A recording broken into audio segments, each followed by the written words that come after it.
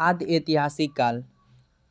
इस काल में मानव द्वारा लिखी गई लिपि को पढ़ा नहीं जा सकता है, किंतु लिखित साक्ष्य मिले। इस काल के बारे में जानकारी के स्रोत भी पुरातात्विक साक्ष्य से ही है। इसमें सिंधु सभ्यता को रखते हैं। यह सभ्यता सिंधु नदी के तट पर मिली थी, इसलिए इसे सिंधु सभ्यता कहते हैं। इसकी जानकारी के लिए पहली खुदाई हड़प्पा से हुई थी, अतः इसे हड़प्पा सभ्यता भी कहते हैं। सिंधु सभ्यता की जानकारी चार्ल्स मैनसन ने 1826 ईस्वी में दिया था। सिंधु सभ्यता सर्वेक्षण जेम्स कनिंघम ने 1853 ईस्वी में किया था। सिंधु सभ्यता का सर्वेक्षण जेम्स कनिंघम ने 1853 ईस्वी में किया था। सिंधु सभ्यता 13 लाख वर्ग किलोमीटर में फैली हुई है। लॉर्ड कर्जन ने 1904 ईस्वी में पुरातत्व विभाग की स्थापना किया था, जिसके महानिदेशक सर जॉन मार्शल थे। सिंधु सभ्यता का नामकरण जॉन मार्शल ने किया था। सिंधु सभ्यता का नामकरण किसने किया था? जॉन मार्शल ने। सिंधु सभ्यता की पहली खुदाई दयाराम सहनी ने किया था। सिंधु सभ्यता का आकार त्रिभुजाकार है। सिंधु सभ्यता विश्व की सबसे पहली शहरी सभ्यता थी।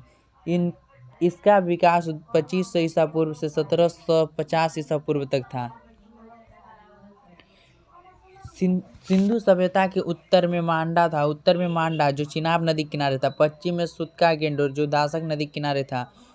पूरब में आलमगीर जो हिंडन नदी के किनारे था। दक्षिण में देमाबाद जो परवरा नदी के किनारे था। इसके पश्चिमी सीमा पाकिस्तान के सुतका गेंडोर में थी, जो दासक नदी के तट पर थी। दूसरा, इसकी उत्तरी सीमा कश्मीर के मांडा में चिनाब नदी के तट पर थी। इसकी खुदाई जगपति जोशी ने 1982 ईस्वी में किया था। इसकी पूर्वी सीमा उत्तर प्रदेश के आलमगीर में थी, जो हिंडन नदी के किनारे थी। जगदत्त शर्मा के नेतृत्व में इसका उत्खनन हुआ। इसकी दक्षिणी सीमा महाराष्ट्र के देमाबाद में परवरा नदी के तट पर थी। यहाँ से धातु का एक रथ इक्का गाड़ी का प्रमाण मिला है। इसमें आता है हड़प्पा की खुदाई 1921 में किसने किया था? दयाराम सहनी ने। हड़प्पा की खुदाई दयाराम सहनी ने किया था। हड़प्पा रावी नदी के तट पर है। रावी नदी के तट पर है। पाकिस्तान के माउंट गोमरी जिला में स्थित है। कौन? पाकिस्तान के माउंट गोमरी जिला के तट पर है। कौन? हड़प्पा। पिगट में हड़प्पा और मोहनजोदड़ो के एक विस्तृत साम्राज्य की जुड़वा राजधानी कहा गया। यहाँ से निम्नलिखित वस्तुएं मिली हैं हड़प्पा से। पहला, कुम्हार का चाक।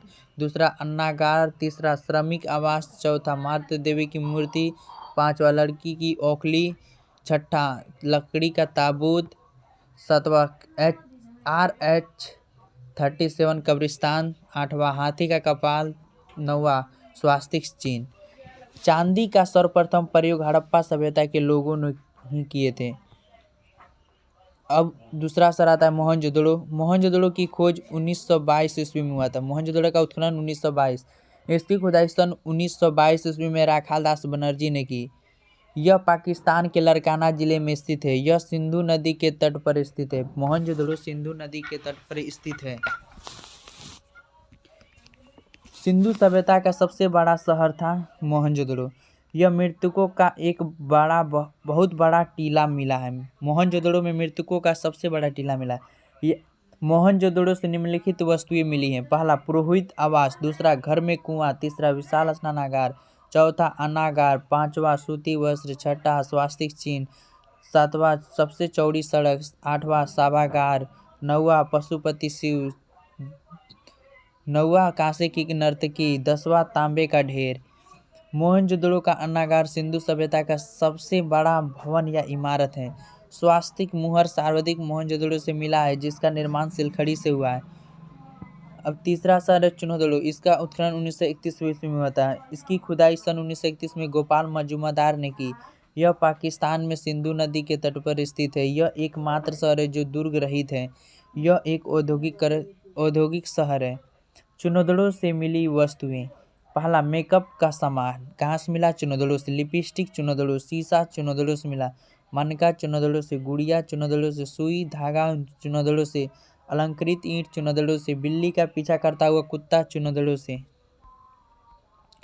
अगला शहर है रोपड़ का उत्खनन 1553 ईस्वी में हुआ था। इसकी खुदाई जगदत्त शर्मा ने 1553 ईस्वी में किया। यह पंजाब के सतलज नदी के किनारे पर स्थित है। रोपड़ यहाँ मानव के साथ साथ कुछ उसके पालतू जानवरों का भी शव मिला है। ऐसा ही शव नवपाषाण काल में जम्मू कश्मीर के बुरजहोम में मिला था। बनावली, इसकी खुदाई रविंद्र सिंह ने की थी। बनावली की खुदाई रविंद्र सिंह ने की थी। यह हरियाणा में स्थित। बनावली कहाँ है? हरियाणा में। इसके समीप रंगोई नदी है। यहाँ जल निकासी की व्यवस्था नहीं थी, जिस कारण घरों में सोख्ता मिला है। बनावली की सड़की टेढ़ी मेढ़ी थी। अगला शहर है कालीबंगा। इसका अर्थ होता है काली मिट्टी की चूड़ी। कालीबंगा का अर्थ होता है काली मिट्टी की चूड़ी। कालीबंगा से अलंकृत ईंट, चूड़ी, जूता हुआ खेत, हल एवं हवन कुंड मिले हैं। यह राजस्थान में सरस्वती घग्गर नदी के किनारे हनुमानगढ़ जिले में स्थित है। कालीबंगा की खोज अल्मानंद घोष द्वारा की गई। इसकी खुदाई बी.के. थापड़ तथा बी.के. लाल ने की थी। कालीबंगा की खुदाई बी.के. थापड़, बी.बी. लाल ने की थी। धोलावीरा, यह गुजरात में स्थित है। यह सिंधु सभ्यता का सबसे बड़ा स्थल है। इसकी खुदाई रविंद्र सिंह बिष्ट ने की थी, धोलावीरा की। अगला है सुरकोटदा। यह गुजरात में स्थित है। यहाँ से कलश, सावधान तथा घोड़े की हड्डी मिली है। सुरकोटदा की खुदाई जगपति जोशी ने करवाया था। लोथल, अगला है लोथल। इसकी खुदाई एस.आर. राव ने भोगवा नदी के किनारे अहमदाबाद, गुजरात में किया। यह सिंधु सभ्यता का बंदरगाह स्थल है। यहाँ से गोदीवाड़ा का साक्ष्य मिला है। यहाँ घर के दरवाजे सड़कों की ओर खुलते थे। यहाँ फारस की मुहरें मिली है, जो विदेशी व्यापार का संकेत है। यहाँ से युगल समाधान मिला है, जो सती प्रथा का प्रतीक है। अगला है रंगपुर। यह रंगपुर गुजरात में स्थित। रंगपुर में धान की भूसी मिली है। सिंधु सभ्यता का सबसे बड़ा स्थल धोलावीरा है, गुजरात प्लस पाकिस्तान में। भारत में सबसे बड़ा स्थल राखीगढ़, हरियाणा में है। सिंधु सभ्यता का सबसे बड़ा शहर मोहनजोदड़ो है। कुणाल, यह हरियाणा के हिसार जिले में स्थित है। यहाँ से चांदी के 2 मुकुट मिला है। सिंधु सभ्यता की विशेषताएं। सिंधु सभ्यता एक नगरीय सभ्यता थी, यानी शहरीय सभ्यता थी। यहाँ की सड़क एक दूसरे को समकोण पर काटती थी तथा ये पूरब पश्चिम दिशा में थी, जिससे हवा द्वारा सड़क स्वतः साफ हो जाती थी। नालियाँ ढकी हुई थी। अर्थव्यवस्था का मुख्य आधार कृषि था। इसका व्यापार विदेशों से होता था। सिंधु सभ्यता का समाज 4 वर्गों में बटा हुआ था। पहला विद्वान, दूसरा योद्धा, तीसरा व्यापारी, शिल्पकार, चौथा श्रमिक। इनका समाज मातृत्व सत्तात्मक था। इनकी लिपि भाव चित्रात्मक थी, जिसे पढ़ा नहीं गया। इस लिपि को दाएं से बाएं की ओर लिखी जाती थी। इनके मुहर पर सर्वाधिक एक सींग वाले जानवर का चित्र था। इनके मुहर पर गाय तथा सिंह के चित्र नहीं मिला है। हड़प्पा सभ्यता के मुहर में सिलकड़ी का मुख्य रूप से प्रयोग किया गया। सिंधु घाटी सभ्यता के लोग लोहे से परिचित नहीं थे। यहाँ माप तौल के लिए न्यूनतम बाँट 16 केजी का था। सिंधु सभ्यता के लोग युद्ध या तलवार से परिचित नहीं थे। सिंधु सभ्यता में मिट्टी के बर्तनों में लाल रंग का उपयोग होता था। सिंधुवासी विश्व में कपास के प्रथम उत्पादक थे। सिंधु सभ्यता के विनाश का सबसे बड़ा कारण बाढ़ को माना जाता है।